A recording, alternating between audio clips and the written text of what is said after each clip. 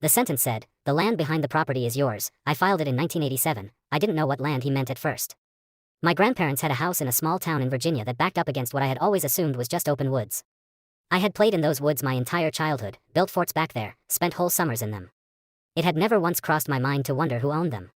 They were just there, the way the sky was just there." I called my mom that night and read her the sentence.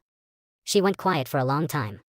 She said she didn't know anything about any land, that her father had always been private about money and about certain decisions he made, and that this sounded exactly like something he would do and never mention.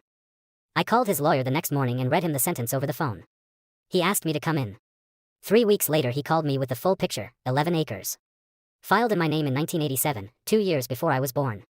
My grandfather had bought the land quietly, registered it in a trust with my name attached before I even existed, and told nobody.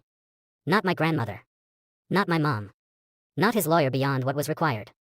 Just made the decision, put it away, and 40 years later handed a 19-year-old an envelope and trusted him to leave it alone. I still don't fully understand why he did it this way.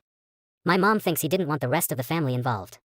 My uncle had a complicated history with money and my grandfather was nothing if not quietly deliberate about protecting the things that mattered to him. I haven't sold it.